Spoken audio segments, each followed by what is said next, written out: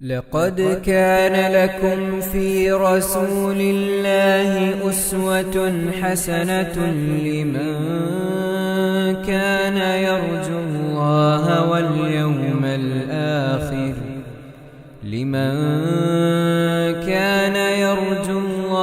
واليوم الآخر وذكر الله كثيرا. السلام عليكم ورحمة الله وبركاته. الحمد لله والصلاة والسلام على رسول الله وعلى آله وصحبه أجمعين. أما بعد فاتقوا الله عباد الله. وعن علي رضي الله عنه قال لي رسول الله صلى الله عليه وسلم قل اللهم اهدني وسددني. وفي رواية اللهم إني أسألك الهدى والسداد. റവാഹു മുസ്ലിം റഹിമഹുല്ലാ. പ്രിയ സഹോദരി സഹോദരന്മാരെ, വിശ്വാസികളെ, റിയാദു സാലിഹീനിൽ ദുആയുടെ പ്രാധാന്യവും നബി സല്ലല്ലാഹു അലൈഹി വസല്ലമ നമുക്ക് പഠിപ്പിച്ചു തന്ന വ്യത്യസ്ത ദുആകളെ സംബന്ധിച്ചുള്ള വിവരണങ്ങളുമാണ് ഇപ്പോൾ നമ്മൾ നടത്തിക്കൊണ്ടിരിക്കുന്നത്. ഇന്ന് ആദ്യമായി നമുക്ക് വായിക്കുവാനുള്ളത് മഹാനായ അലി റളിയല്ലാഹു അൻഹുവിനോട് അള്ളാഹുവിൻ്റെ റസൂൽ പഠിപ്പിച്ചു കൊടുത്ത ഒരു ദുആയാണ്. വഅൻ അലിയിൻ റളിയല്ലാഹു അൻഹു, അലി റളിയല്ലാഹു തആല അൻഹുവിൽ നിന്നും റിപ്പോർട്ട് ചെയ്യപ്പെടുന്നു. ഖാല, അദ്ദേഹം പറയുകയാണ്, ഖാല ലീ റസൂലുള്ളാഹി സ്വല്ലല്ലാഹു അലൈഹി വസല്ലം, അള്ളാഹുവിൻ്റെ റസൂൽ സല്ലല്ലാഹു അലൈഹി വസല്ലമ എന്നോട് പറഞ്ഞു. ഖുൽ, നീ പറയുക. അലി റളിയല്ലാഹു അൻഹുവിനോട് റസൂൽ സല്ലല്ലാഹു അലൈഹി വസല്ലമ നിർദ്ദേശിക്കുകയാണ്. ഖുൽ, നീ പറയണം. എന്താ പറയേണ്ടത്? അല്ലാഹുമ്മ ഹ്ദിനി വസദ്ദിദ്നി. അല്ലാഹുമ്മ, അല്ലാഹുവേ, ഇഹ്ദിനി, നീ എന്നെ നേർവഴിയിൽ ചേർത്ത് തരേണമേ. വസദ്ദിദ്നി, എൻ്റെ കാര്യങ്ങൾ നീ നേരെ ചൊവ്വേ ആക്കുകയും ചെയ്യണമേ. വഫീ റിവായ, മറ്റൊരു റിപ്പോർട്ടിൽ ഇപ്രകാരമാണുള്ളത്, അള്ളാഹുവിൻ്റെ റസൂൽ പ്രാർത്ഥിച്ചു, അല്ലാഹുമ്മ ഇന്നി അസ്അലുക്കൽ ഹുദാ വസ്സദാദ.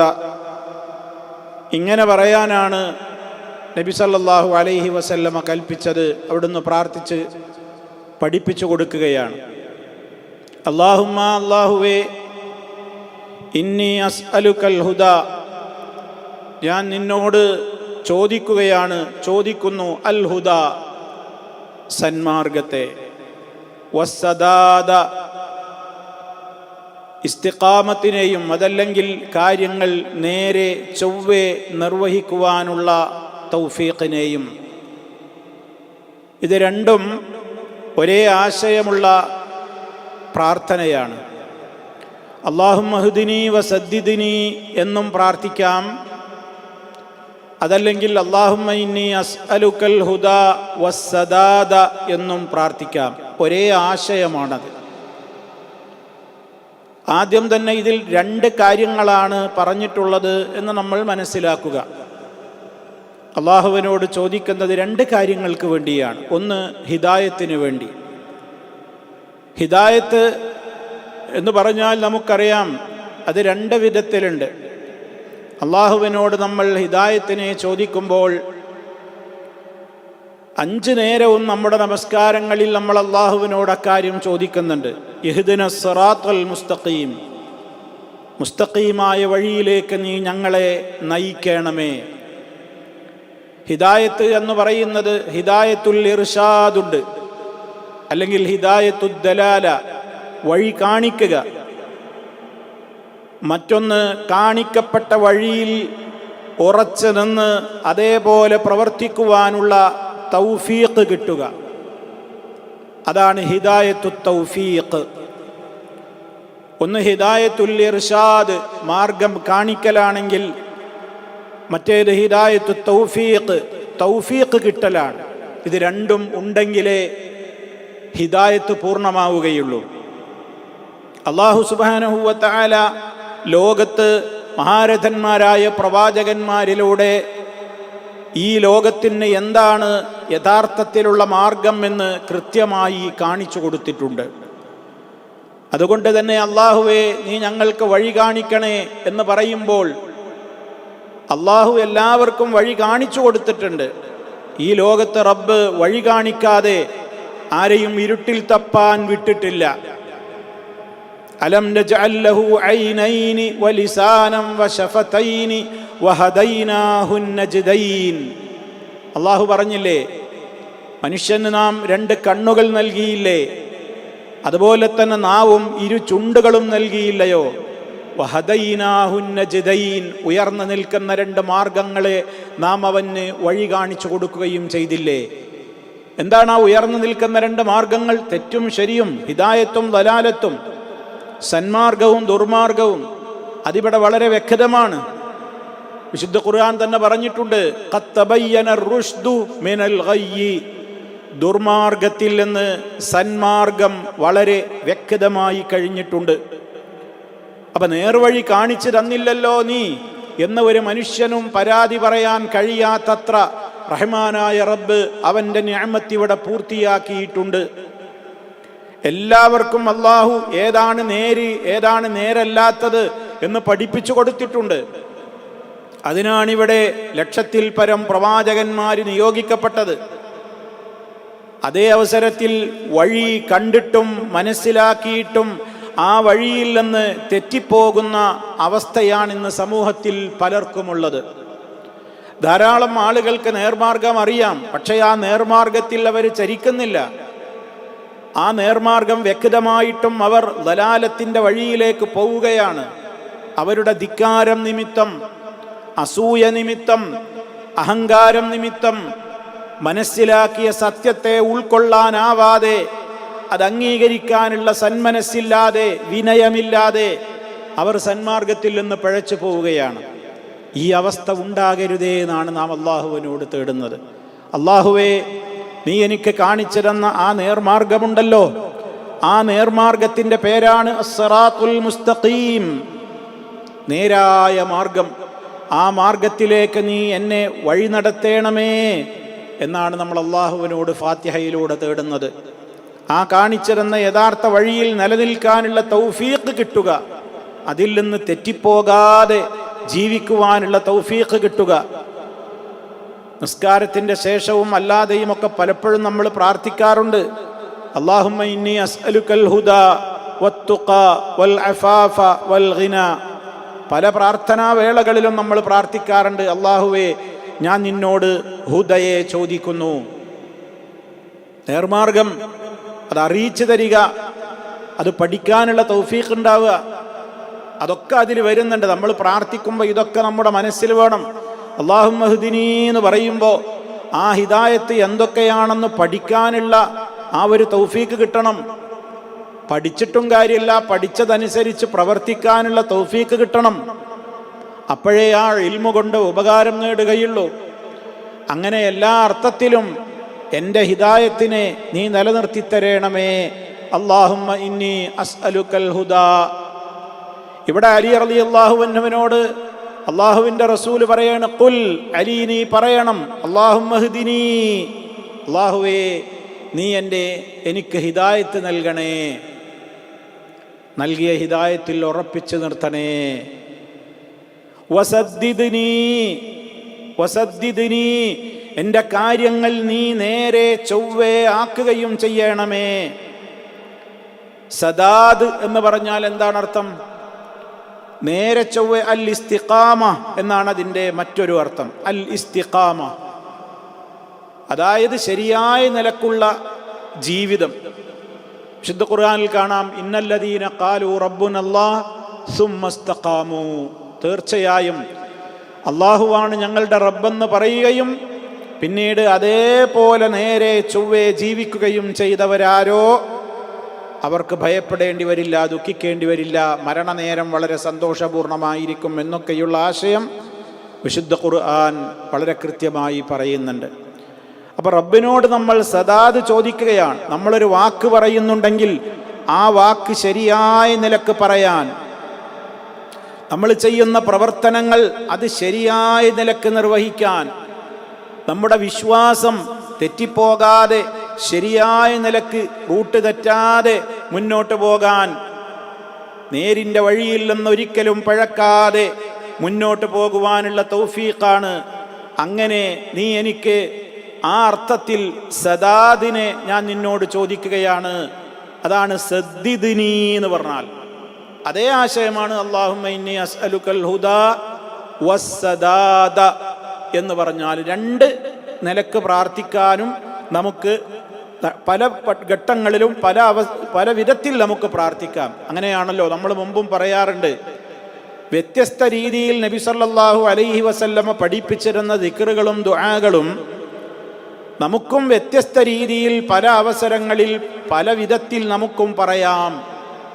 പ്രവാചകചര്യയെ അനുധാവനം ചെയ്യുക എന്ന അടിസ്ഥാനത്തിൽ ഈ വന്ന പ്രാർത്ഥനകളൊക്കെ മാറി മാറി നമ്മളും പറയലാണ് അതിൻ്റെ ഉത്തമമായ രീതി.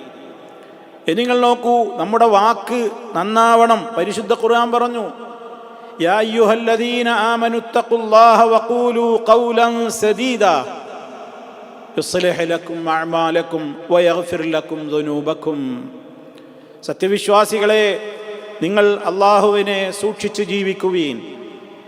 വഖൂലു, നിങ്ങൾ പറയുകയും ചെയ്യുവീൻ, ഖൗലൻ സദീദാ ഐ സ്വവാബ, നേരെ ശരിയായത് മാത്രം പറയാ. സദീദായ വാക്ക് പറയുവീൻ. സദീദായ വാക്കിൽ ഏറ്റവും അഫ്ളലായ വാക്ക് ഏതാണ്? അഷ്ഹദു അൻ ലാ ഇലാഹ ഇല്ലല്ലാഹ് വ അഷ്ഹദു അന്ന മുഹമ്മദർ റസൂലുള്ളാഹ്. അതാണ് സദീദായ വാക്കുകളിൽ ഏറ്റവും ഉന്നതമായ നിലവാരത്തിൽ നിൽക്കുന്നത്.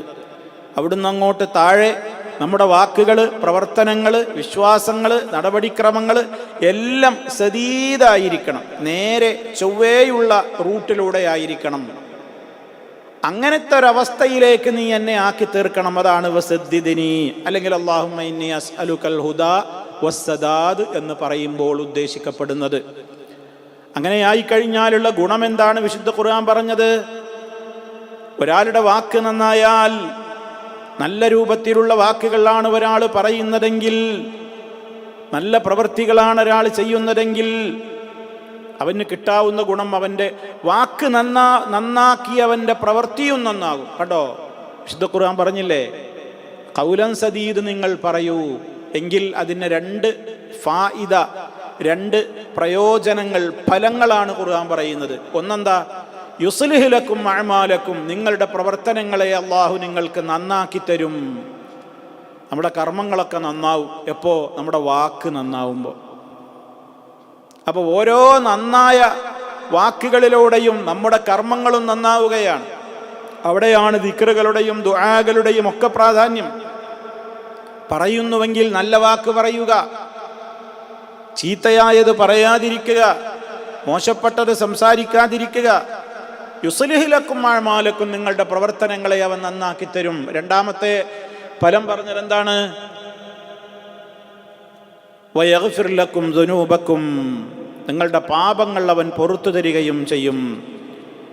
അപ്പോൾ പ്രവൃത്തികൾ നന്നായി കിട്ടും, നമ്മുടെ പാപങ്ങൾ പൊറുത്തു തരും. എപ്പോൾ? വാക്കുകൾ നന്നാവുമ്പോൾ.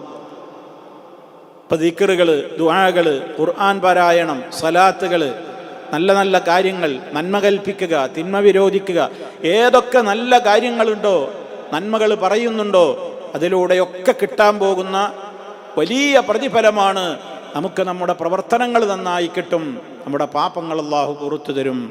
അതുകൊണ്ട് ആ ഒരവസ്ഥക്ക് വേണ്ടി എല്ലാ കാര്യങ്ങളിലും അല്ലാഹുവേ നീ എനിക്ക് ഹുദയും സദാദും തരണം, ചെയ്യുന്ന കാര്യങ്ങളൊക്കെ അതിൻ്റെ ശരിയായ നിലക്കായിത്തീരണം. മറ്റു ചില റിപ്പോർട്ടുകളിൽ ഇമാം അഹമ്മദ് റിപ്പോർട്ട് ചെയ്തൊരു ഹദീസിൽ നമുക്ക് ഇപ്രകാരം കാണാൻ സാധിക്കും. മഹാനായ നബി സല്ലല്ലാഹു അലൈഹി വസല്ലമ ഒരിക്കൽ പറയുകയാണ്, അലി റളിയല്ലാഹു അൻഹുവിനോട് തന്നെ പറഞ്ഞ ഒരു റിപ്പോർട്ടിൽ നമുക്ക് കാണാൻ സാധിക്കും. അതെന്താ? സരില്ലാഹ, നീ അള്ളാഹുവിനോട് ചോദിക്കൂ, അൽ ഹുദാ വസ്സദാദ, ഹിദായത്തിനെയും സദാദിനെയും ചോദിക്കണം.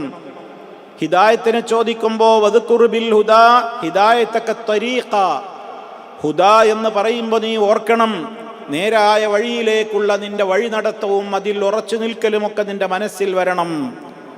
വദ്കുർ ബിസ് സദാദി, സദാദിനെ ചോദിക്കുമ്പോൾ സദ്ദിദിനി അല്ലെങ്കിൽ വസ്സദാദ എന്നൊക്കെ ചോദിക്കുമ്പോൾ നീ ഓർക്കണം എന്ത്? തസ്ദീദക സഹ്മ, ലക്ഷ്യം പിഴക്കാത്ത ഏറ്. ആയുധങ്ങൾ പ്രയോഗിക്കുമ്പോൾ ഒരായുധം അതിൻ്റെ ലക്ഷ്യസ്ഥാനത്തേക്ക് പ്രയോഗിക്കാൻ കഴിയുന്നില്ലെങ്കിൽ അതാ പ്രയോഗിക്കുന്നവൻ്റെ പരാജയമാണ് കുറിക്കുന്നത്. അതുകൊണ്ട് ഒരായുധം എറിയുന്നുണ്ടെങ്കിൽ ആ ആയുധം അതിൻ്റെ ശരിയായ സ്ഥാനത്ത് പതിക്കുന്നത് പോലെ നമ്മൾ ഏതെങ്കിലും ഒരു പ്രവൃത്തി ചെയ്യുന്നുവെങ്കിൽ അത് ശരിയാവണ്ണം നിർവഹിക്കുവാനുള്ള തൗഫീഖ് നമുക്കുണ്ടാകണം. വെറുതെ കർമ്മം ചെയ്തിട്ട് കാര്യമില്ലല്ലോ, ഫലപ്രാപ്തി വേണ്ടേ? അപ്പം ചെയ്യുന്ന കർമ്മങ്ങളൊക്കെ അതിൻ്റെ ശരിയായ ദിശയിൽ തന്നെ ഉന്നം പിഴക്കാതെ ലക്ഷ്യം പിഴക്കാതെ ചെയ്യുവാനുള്ള തൗഫീഖ് എനിക്കുണ്ടായിത്തീരണം. എൻ്റെ നിയ്യത്ത് അത് സദാതായിരിക്കണം, നേരെ അതിലൊരു കളങ്കവും വരാതിരിക്കണം. എൻ്റെ നാവ് കൊണ്ട് ഞാൻ പറയുന്നത് എല്ലാം അള്ളാഹ്ക്ക് ഇഷ്ടമുള്ളതും അള്ളാഹിൻ്റെ കലിമത്തുകളോട് അഥവാ റബ്ബിൻ്റെ ഇഷ്ടത്തോട് യോജിക്കുന്ന നിലക്കുള്ള വാക്കുകൾ മാത്രം പറഞ്ഞ്, അതുപോലെ തന്നെ ഞാൻ രൂപീകരിക്കുന്ന അഭിപ്രായങ്ങൾ വല്ലതുമുണ്ടെങ്കിൽ, ഞാൻ ഏതെങ്കിലും വിഷയത്തിൽ ഒരു തീരുമാനമെടുക്കുന്നുണ്ടെങ്കിൽ, ഒരു കാര്യത്തിൽ ഞാനൊരു അഭിപ്രായം പറയുന്നുണ്ടെങ്കിൽ അതൊക്കെ റബ്ബേ അതിൻ്റെ നേരായ വിധത്തിലാക്കി തീർക്കണേ. അതുകൊണ്ട് തന്നെ ഏതൊരു കാര്യത്തിൽ ഇടപെടുമ്പോഴും ഒക്കെ നമ്മൾ ഈ പ്രാർത്ഥന നമ്മളെ മനസ്സിൽ വേണം. അല്ലാഹുമ്മ ഹ്ദിനി വസദ്ദിദ്നി, അല്ലാഹുമ്മ ഇന്നി അസ്അലുക്കൽ ഹുദാ വസ്സദാദ്. അപ്പോൾ നമ്മളൊരു തൊഴിൽ ചെയ്യാണ്, അതതിൻ്റെ ശരിയായ രൂപത്തിൽ ചെയ്യാൻ. ഏത് കാര്യം നമ്മൾ ചെയ്യുന്നോ പറയുന്നോ അതൊക്കെ അതിൻ്റെ ശരിയായ രൂപത്തിൽ തന്നെ ലക്ഷ്യം പഴക്കാതെ ഉന്നം പഴക്കാതെ യഥാവിധി നിർവഹിക്കുവാനുള്ളൊരു തൗഫീഖ്, നല്ല നിലക്ക് നിർവഹിക്കാനുള്ളൊരു തൗഫീഖ്, അതാണ് സദാദ്. അപ്പം ഈ പ്രാർത്ഥന എല്ലാവരും പഠിച്ചു വെക്കുക. ചെറിയ പ്രാർത്ഥനയാണ്. ഒന്നുകിൽ അല്ലാഹുമ്മ ഹ്ദിനി വസദ്ദിദ്നി, അല്ലെങ്കിൽ അല്ലാഹുമ്മ ഇന്നി അസ്അലുക്കൽ ഹുദാ വസ്സദാദ. ഏത് കാര്യം ചെയ്യുമ്പോഴും അത് അതിൻ്റെ ശരിയായ അർത്ഥത്തിൽ നിർവഹിക്കാനുള്ള തൗഫീഖ്, ഹിദായത്തിൽ നിന്ന് തെറ്റിപ്പോകാതിരിക്കാനുള്ള പ്രത്യേകമായ കാവൽ, പഠിച്ച കാര്യങ്ങൾ കൃത്യമായി പഠിച്ചു മനസ്സിലാക്കാനുള്ള തൗഫീഖ്, മനസ്സിലാക്കിയ സത്യങ്ങൾ അനുസരിച്ച് ജീവിതത്തെ ക്രമീകരിച്ച് ഏറ്റവും നല്ല നിലക്കുള്ള ഒരു തൗഫീഖ് നൽകപ്പെട്ട, അനുഗ്രഹം ചൊരിയപ്പെട്ട വ്യക്തിത്വമായി മുന്നോട്ട് പോകുവാനുള്ള ഒരു പ്രത്യേകമായ അവസ്ഥ, ഇതിനൊക്കെയുള്ള തേട്ടം ഈ തേട്ടത്തിൽ പ്രാർത്ഥനയിൽ അടങ്ങിയിട്ടുണ്ട് എന്ന് നമ്മൾ മനസ്സിലാക്കുക. ഇനി അടുത്ത ഹദീസ്. വഅൻ അനസ് റളിയല്ലാഹു അൻഹു ഖാല കാന റസൂലുള്ളാഹി സ്വല്ലല്ലാഹു അലൈഹി വസല്ലമ യഖൂലു അല്ലാഹുമ്മ ഇന്നി അഊദു ബിക മിനൽ അജ്സി വൽ കസലി വൽ ജുബ്നി വൽ ഹറമി വൽ ബുഖ്ലി വഅഊദു ബിക മിൻ അദാബിൽ ഖബ്രി വഅഊദു ബിക മിൻ ഫിത്നത്തിൽ മഹ്യാ വൽ മമാത് വഫീ റിവായ വളലഇദ് ദൈനി വഗലബത്തിർ റിജാൽ. റവാഹു മുസ്ലിം റഹിമഹുല്ലാഹ്. വളരെ പ്രധാനപ്പെട്ട ഒരുപാട് കാര്യങ്ങൾ ഒക്കെ സഹിഹായ ഹദീസുകളാണ് സഹോദരങ്ങൾ. നൂറുകണക്കിന് പ്രാർത്ഥനകൾ ഇതൊക്കെ വെറുതെ കേട്ട് നമ്മളങ്ങ് വെറുതെ ഒരു ചെവിയിലൂടെ കേട്ട് മറു ചെവിയിലൂടെ തള്ളിക്കളയരുത് സഹോദരങ്ങളെ. ഇതൊക്കെ ആവർത്തിച്ച് നമ്മളിങ്ങനെ കേൾക്കണം. കേട്ട് നമ്മുടെ മനസ്സിൽ അതങ്ങ് തറോ ആകണം, അതങ്ങ് പതിഞ്ഞ് നമ്മുടെ പ്രാർത്ഥനാ വേളകളിൽ നമ്മൾ റബ്ബിനോട് പ്രാർത്ഥിക്കുമ്പോഴൊക്കെ ഈ പഠിച്ച പ്രാർത്ഥനകളൊക്കെ ഇങ്ങനെ വരിക. അതൊക്കെ വലിയ പുണ്യമുള്ള സംഗതികളല്ലേ. തഹജ്ജുദിന് നിസ്കരിക്കുമ്പോൾ നിസ്കാരത്തിലും നിസ്കാരത്തിൻ്റെ പുറത്തും സുബഹിക്ക് മുമ്പുള്ള സമയങ്ങളിൽ ബാങ്ക് വിളിച്ച് ഇഖാമത്തിൻ്റെ ഇടക്ക് നിസ്കാരത്തെ പ്രതീക്ഷിച്ചു കൊണ്ടിരിക്കുന്ന ആ സമയത്ത് അങ്ങനെയുള്ള പല ഘട്ടങ്ങളുണ്ടല്ലോ. നമുക്ക് നല്ല പ്രാർത്ഥനയ്ക്ക് ഉത്തരം കിട്ടുന്ന വേളകൾ സുജൂദുകളിൽ, നമ്മൾ ഒറ്റക്ക് നിസ്കരിക്കുമ്പോൾ സുന്നത്തൊക്കെ നിസ്കരിക്കുമ്പോൾ സുജൂദുകളിൽ, നമ്മുടെ തശഹുദുകളിലും ഒക്കെ ഇത്തരത്തിലുള്ള പ്രാർത്ഥനകളൊക്കെ നമുക്ക് കൊണ്ടുവരാം. അതല്ലാത്ത മറ്റവസരങ്ങളിലും നമുക്ക് റബ്ബിനോട് പ്രാർത്ഥിക്കാനുള്ള കാര്യങ്ങളാണിതൊക്കെ. എന്തൊക്കെയാണ് ഇപ്പോൾ ഇതിൽ പറഞ്ഞിരിക്കുന്നത്? അനസ് റളിയല്ലാഹു തആല അൻഹു പറയാണ്, കാന റസൂലുള്ളാഹി സ്വല്ലല്ലാഹു അലൈഹി വസല്ലമ യഖൂൽ, അല്ലാഹുവിൻ്റെ റസൂൽ പ്രകാരം പറയാറുണ്ടായിരുന്നു. റസൂലുള്ളാഹിന്റെ ദുആയാണ്, മുത്ത് മുസ്തഫയുടെ ദുആയാണ്. ഏതൊക്കെ കാര്യങ്ങളാ ചോദിക്കുന്നത്? അല്ലാഹുമ്മ, അല്ലാഹുവേ, ഇന്നി അഊദു ബിക, ഞാൻ നിന്നോട് കാവൽ ചോദിക്കുകയാണ്. ഇപ്പൊ പറയാൻ പോകുന്ന കാര്യങ്ങളൊന്നും നല്ല കാര്യങ്ങളല്ല, പ്രയാസങ്ങളാണ്, അപകടങ്ങളാണ്. അങ്ങനെ ഒന്നും സംഭവിക്കരുതേന്നാണ് ചോദിക്കാൻ പോണത്. ഒക്കെ നമുക്ക് ദുന്യാവും ആഖിറത്തിലും വലിയ അപകടവും അതുപോലെ തന്നെ വലിയ രൂപത്തിലുള്ള പ്രതിസന്ധി ഉണ്ടാക്കുന്ന കാര്യങ്ങളാണ്. നമുക്ക് കാവൽ തേടാൻ അല്ലാഹ് മാത്രമേ ഉള്ളൂ താനും. അപ്പം അള്ളാഹിനോട് നമ്മൾ താണ് കേണ് അപേക്ഷിക്കാണ്.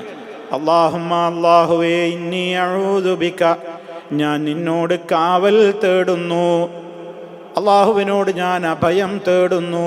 അഊദു എല്ലാവർക്കും പരിചയമുള്ള വേർഡാണ്. അഊദു ബില്ലാഹി മിനശ് ശൈത്താനിർ റജീം. കണ്ടോ, അഊദു, അള്ളാഹുവിനോട് ഞാൻ കാവൽ തേടാണ്. അല്ലാഹുമ്മ, അല്ലാഹുവേ, ഇന്നി, നിശ്ചയമായും ഞാൻ, അഊദു ബിക, നിന്നോട് ഞാൻ കാവൽ തേടുന്നു, അഭയം തേടുന്നു. എന്തിൽ നിന്നെല്ലാം?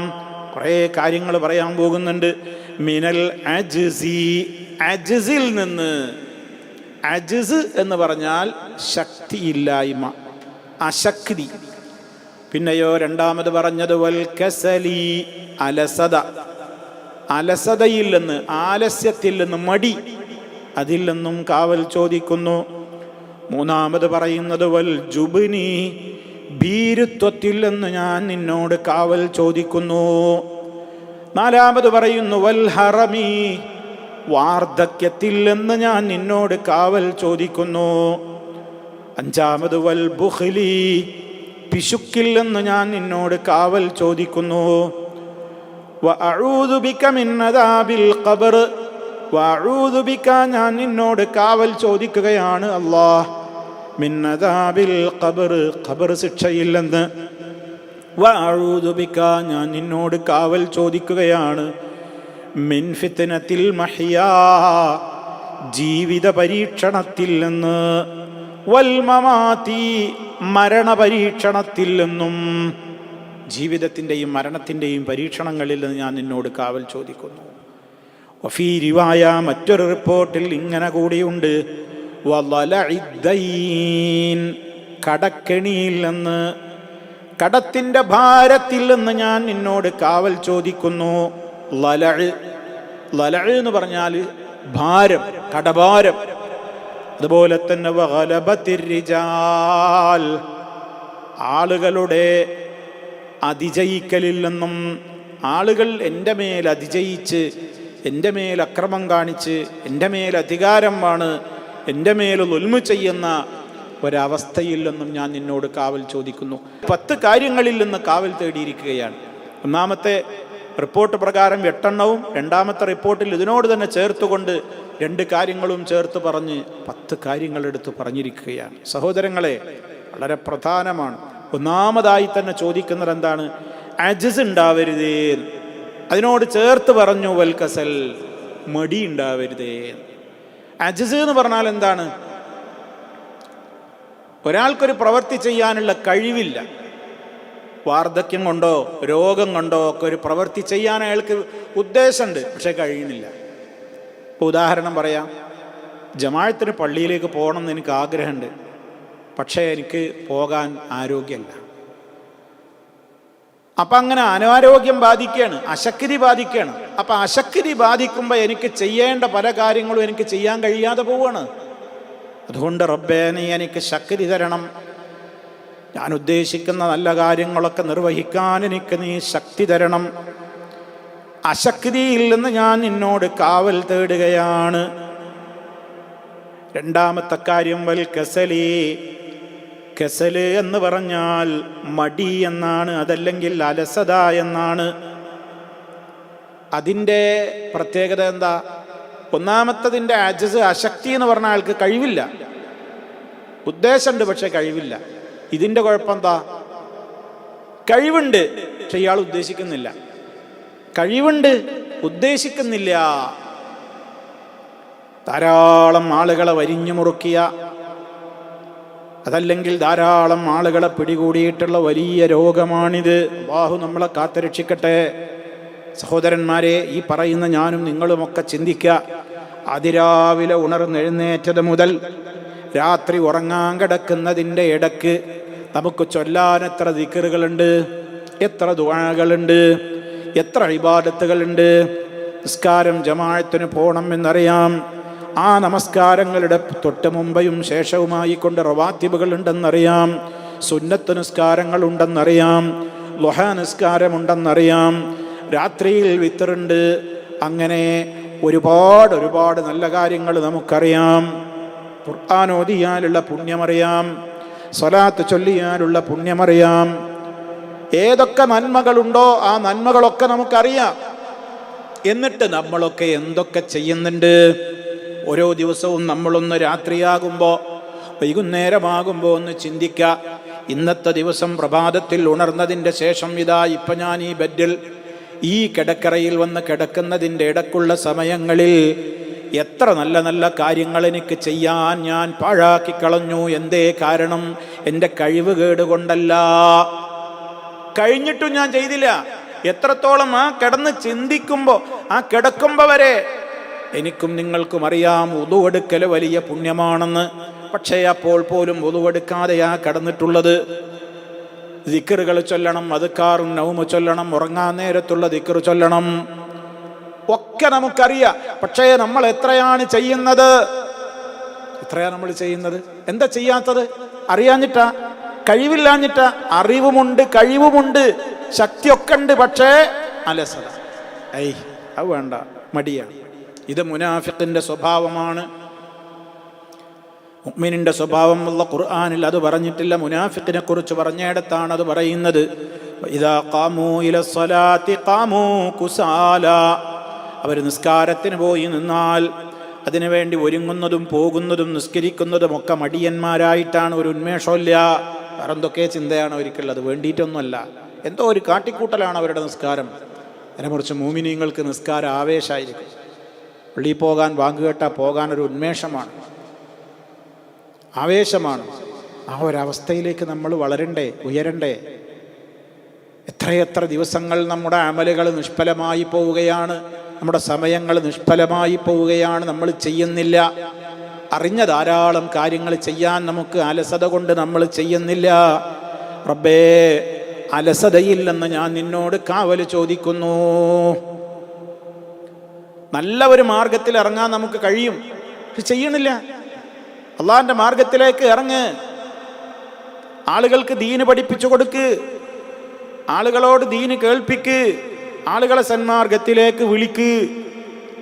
നല്ല പ്രവർത്തനങ്ങളിൽ നീ മുൻനിരയിലേക്ക് വന്നു നിൽക്കൂ. നല്ല കൂട്ടുകാരുടെ കൂടെ ദീനിയായ കാര്യങ്ങളിൽ നീ സഹകരിക്കൂ. നമ്മളെന്താ, നമ്മുടെ മനസ്സ് പറയുന്നു, വേണ്ട, ഒക്കെ മടിയാണ്. ശൈത്താൻ നമ്മളങ്ങനെ പിറകോട്ടടിപ്പിക്കുക. മുനാഫിക്കുകൾ തബൂക്ക് യുദ്ധത്തിന് ഇറങ്ങിപ്പുറപ്പെടാനുള്ള ആഹ്വാനമുണ്ടായപ്പോൾ മുനാഫിക്കുകൾ ഇറങ്ങിപ്പുറപ്പെടാതിരുന്നപ്പോൾ ആ മുനാഫിക്കുകളായ ആളുകളുടെ അതേ സ്വഭാവത്തിലേക്ക് വിശ്വാസികളും ഇങ്ങനെ ചാഞ്ഞു പോകുന്ന ഒരു ഘട്ടം വന്നപ്പോൾ അല്ലാഹു സുബ്ഹാനഹു വ തആല ആക്ഷേപിച്ചുകൊണ്ട് ആയത്തിറക്കി. യാ അയ്യുഹല്ലദീന ആമനൂ മാലക്കും, നിങ്ങൾക്ക് എന്ത് സംഭവിച്ചു?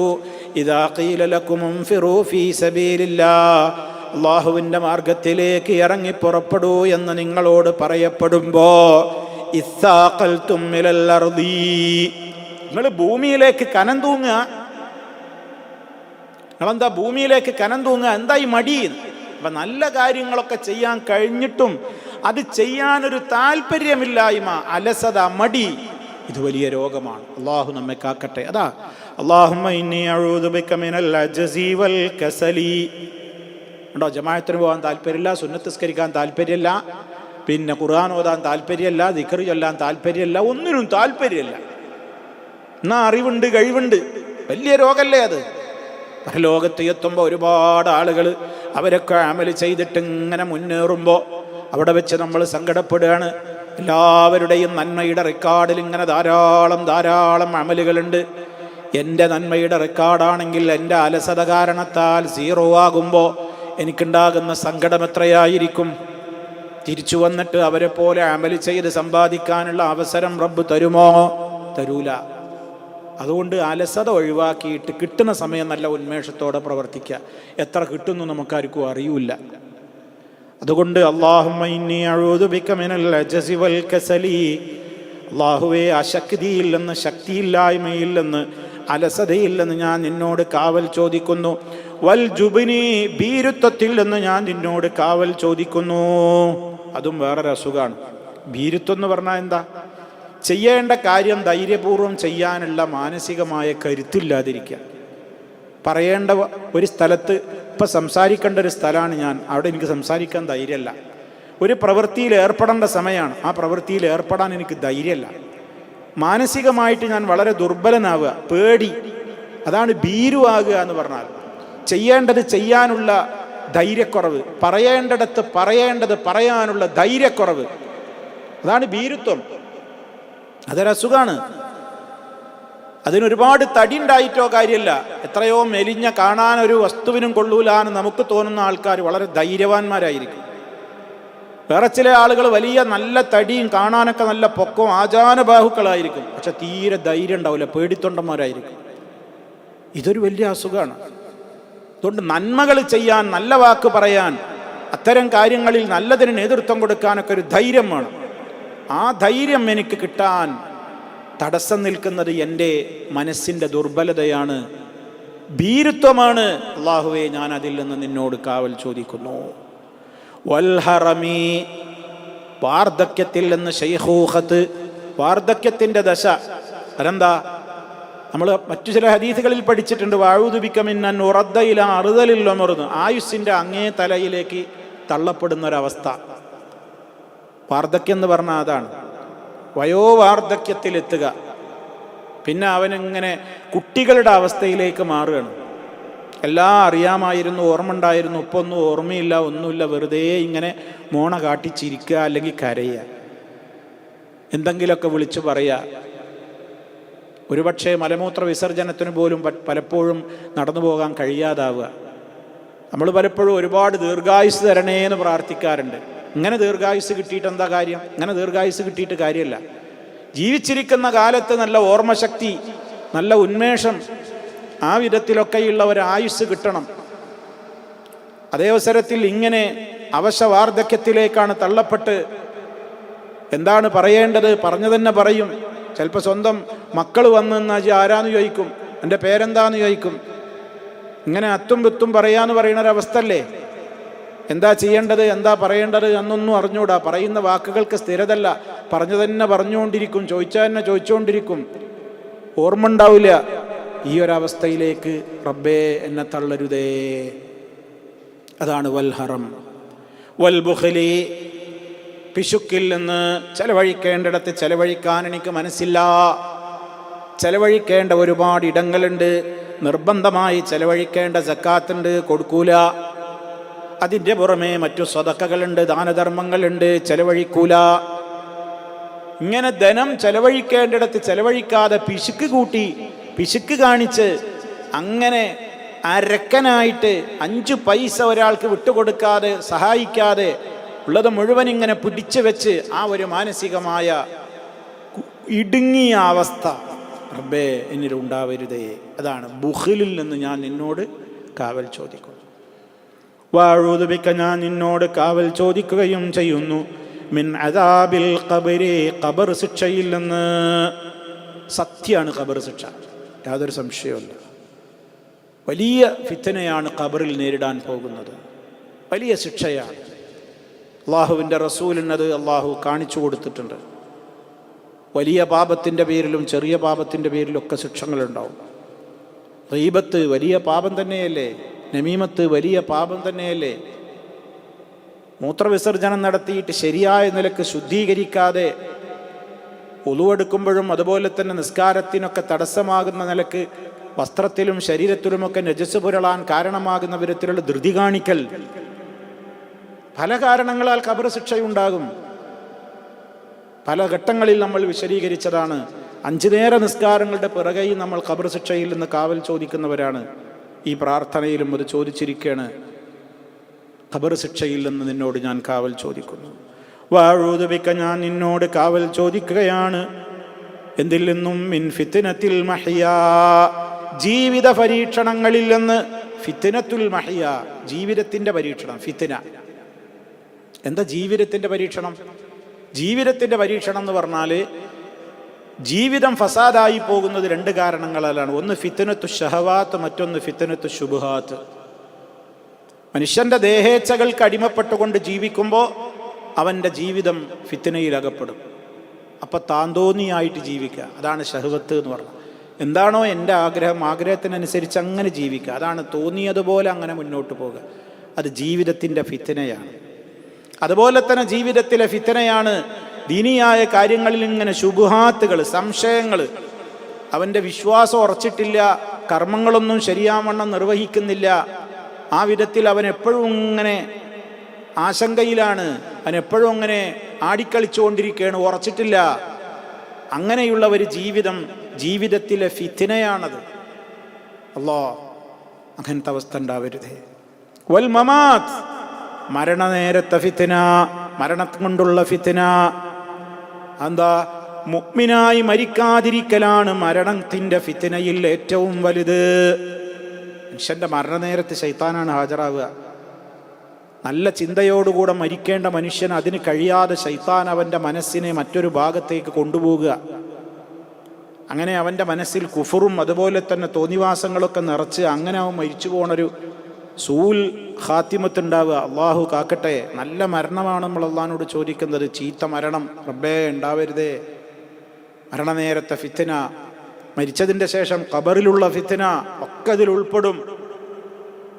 ഇതൊക്കെ നമ്മൾ മനസ്സിൽ വെക്കണം, ഇതൊക്കെ പ്രാർത്ഥിക്കുമ്പോൾ. മറ്റൊരു റിപ്പോർട്ടിൽ ഇങ്ങനെ കൂടിയുണ്ട്, വലഇദ്ദൈനി, കടത്തിൻ്റെ ഭാരത്തിൽ നിന്നും ഞാൻ നിന്നോട് കാവൽ ചോദിക്കുന്നു. പല തവണ നമ്മൾ വിശദീകരിച്ചതാണ്. ഒരു മനുഷ്യൻ്റെ ഏറ്റവും വലിയ അപമാനത്തിൻ്റെ കാരണമാകുന്ന സംഗതിയാണ് കടം. കടത്തിൻ്റെ ഭാരം. കടം ഒരാളുടെ മുതുകൊടിച്ചു കഴിഞ്ഞാൽ അവൻ നുണ പറയും, സത്യം പറയാൻ പിന്നെ പലപ്പോഴും കഴിയില്ല. ആളുകളുടെ മുമ്പിലേക്ക് ഇറങ്ങൂല, തൊട്ടടുത്ത പള്ളിയിലേക്ക് ജമാഅത്തിന് പിന്നെ അവൻ പോകൂല, ആളുകളിൽ നിന്ന് മാറിക്കളിക്കും. ആളുകൾ കാണാത്ത ദൂര ദിക്കുകളിൽ പോയി അവൻ ഒളിച്ച് താമസിക്കേണ്ടി വരും. എന്താ കാരണം? കടം കൊണ്ട് വലഞ്ഞു. കടത്തിൻ്റെ ആളുകൾ ഇങ്ങോട്ട് എപ്പോഴാ നീ എൻ്റെ കടം വീട്ടുക എന്ന് ചോദിക്കുമ്പോൾ ഇങ്ങനെ ഡേറ്റ് ഇങ്ങനെ പറയും.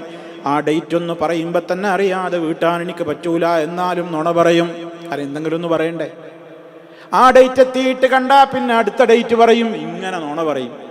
ഉറങ്ങാൻ കഴിയൂല, ഭക്ഷണത്തിന് രുചിയുണ്ടാവില്ല, ആളുകൾക്കിടയിൽ തലയുയർത്തി നടക്കാൻ പറ്റൂല. കടത്തിൻ്റെ ഭാരം കൊണ്ടുണ്ടാകുന്ന വലിയ രൂപത്തിലുള്ള അപകടങ്ങളാണതൊക്കെ. റബ്ബേ, അത്തരത്തിലുള്ള ആ അപമാനത്തിന് കാരണമാകുന്ന വലഉദ്ദൈൻ, കടത്തിൻ്റെ കാഠിന്യം, കടത്തിൻ്റെ ഭാരത്തിൽ നിന്ന് ഞാൻ നിന്നോട് കാവൽ ചോദിക്കുകയാണ്. വഗലബത്തിർ റിജാൽ, ആളുകൾ എൻ്റെ മേൽ അതിജയിക്കുന്നതിൽ നിന്ന്. ചില റിപ്പോർട്ടിൽ വഖഹിരി റിജാൽ എന്നാണ്. ഖഹർ എന്ന് പറഞ്ഞാൽ എന്താ? അതിജയിക്കുക, നമ്മുടെ മേൽ ആളുകൾ അതിജയിക്കുക. അത് കടത്തോട് ബന്ധപ്പെട്ടുകൊണ്ടും അല്ലാതെ ഉണ്ടാവും. കടത്തിൽ നമ്മൾ അകപ്പെട്ട് കഴിഞ്ഞാൽ നമ്മൾ കടം കൊടുക്കാനുള്ള വ്യക്തികളുടെ എല്ലാ അർത്ഥത്തിലുള്ള ആ ഒരു രൂപത്തിലുള്ള മാനസികമായി നമുക്കുള്ള വിഷമങ്ങൾക്കും നമ്മൾ ഇരയാകും. അതുപോലെ തന്നെ ചീത്തയായ ഭരണാധികാരികൾ, ചീത്തയായ അധികാരികൾ, അവരധികാരം വാഴുമ്പോൾ അത്തരത്തിലുള്ള അധികാരികളുടെ ചീത്തയായ ഇടപെടലുകളും പ്രയാസപ്പെടുത്തലും കാരണത്താൽ ഉണ്ടാകുന്ന അവരെൻ്റെ മേൽ അതിജയിക്കുന്ന പീഡനങ്ങൾ, എനിക്ക് വരുത്തുന്ന, എന്നെ പ്രയാസപ്പെടുത്തുന്ന അവസ്ഥ. ഇതൊക്കെ സഹോദരങ്ങളെ ഈ കാലഘട്ടത്തിൽ എത്രത്തോളം മനസ്സറിഞ്ഞ് നമ്മൾ പ്രാർത്ഥിക്കണം. അതുകൊണ്ട് ഈ പ്രാർത്ഥനയൊന്നും വെറുതെ കേൾക്കാനുള്ളതല്ല. ഞാൻ എന്നോടും നിങ്ങളോടും ആവർത്തിച്ചോർമ്മപ്പെടുത്തുകയാണ്. നമ്മൾ അള്ളാഹുവിനോട് മനം നൊന്തുകൊണ്ട് ഈ കാര്യങ്ങൾക്കൊക്കെ വേണ്ടി തേടണം. ഹമ്മ്, ഹസന്, ഇതൊക്കെ മറ്റു ചില റിപ്പോർട്ടുകളിൽ ഇതിനോട് ചേർത്ത് പറഞ്ഞിട്ടുണ്ട്. ഹമ്മ്, വരാൻ പോകുന്ന കാര്യങ്ങൾ ഓർത്തുകൊണ്ട് ഇങ്ങനെ ഡിപ്രഷനിൽ വിഷമിച്ചിരിക്കുക, കഴിഞ്ഞ കാലത്ത് നഷ്ടപ്പെട്ട കാര്യങ്ങൾ ഓർത്തിങ്ങനെ സങ്കടപ്പെട്ടിരിക്കുക, അതാണ് ഹുസ്ന്. ഇതിൽ നിന്നും കാവൽ ചോദിച്ചിട്ടുണ്ട് നബി സല്ലല്ലാഹു അലൈഹി വസല്ലം. വേറെ ചില റിപ്പോർട്ടുകളിൽ നമുക്ക് കാണാം, അല്ലാഹുമ്മ ഇന്നി അഊദു ബിക മിനൽ ഹമ്മി വൽ ഹസൻ. ഹമ്മ്, ഹസന് ഒക്കെ സങ്കടം തന്നെയാണ്. പക്ഷേ പണ്ഡിതന്മാർ പറയണ് ഹമ്മ് എന്ന് പറഞ്ഞാൽ വരാൻ പോണ കാര്യത്തെക്കുറിച്ച് ആലോചിച്ച് ഇങ്ങനെ ബേജാറാവുക. ഹസന് എന്ന് പറഞ്ഞാലോ കഴിഞ്ഞു പോയ കാര്യത്തെക്കുറിച്ച് ചിന്തിച്ചിട്ട് അങ്ങനെ സങ്കടപ്പെട്ട് കുത്തിരിക്കുക. ഇത് രണ്ടുകൊണ്ടും ഒരു പ്രയോജനമല്ല. കഴിഞ്ഞു പോയത് കഴിഞ്ഞു, ഇനി അത് ആലോചിച്ചിട്ട് എന്താ കാര്യം? വരാൻ പോകുന്നത് എന്താന്നുള്ളത് എനിക്കറിയില്ലല്ലോ, അത് അള്ളയല്ലേ തീരുമാനിക്കേണ്ടത്. ഞാൻ ബേജാറായിട്ട് വല്ലതും വരാതിരിക്കുമോ? അപ്പം ഇപ്പോഴുള്ള കാലം എന്താണോ അത് സന്തോഷമായിട്ട് ജീവിക്ക്, അള്ളാഹിനോട് ദുആ ചെയ്യ്. ഇതൊക്കെയാണ് നമ്മുടെ സമാധാനത്തിനുള്ള മാർഗം. റഹ്മാനായ റബ്ബ് ഇതിൽ എണ്ണിപ്പറഞ്ഞ എല്ലാ അപകടങ്ങളിൽ നിന്നും നമുക്കെല്ലാം രക്ഷയും മോചനവും കാവലും നൽകി നമ്മെ എല്ലാവരെയും അനുഗ്രഹിക്കുമാറാകട്ടെ.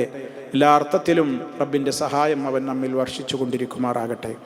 റബ്ബന ആതിന ഫിദ്ദുനിയ ഹസന വഫിൽ ആഖിറതി ഹസനതൻ വഖിനാ അദാബന്നാർ.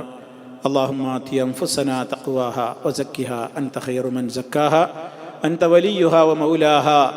ربنا تقبل منا إنك أنت السميع العليم. اللهم صل على محمد وعلى آل محمد والحمد لله رب العالمين. والسلام عليكم ورحمة الله وبركاته.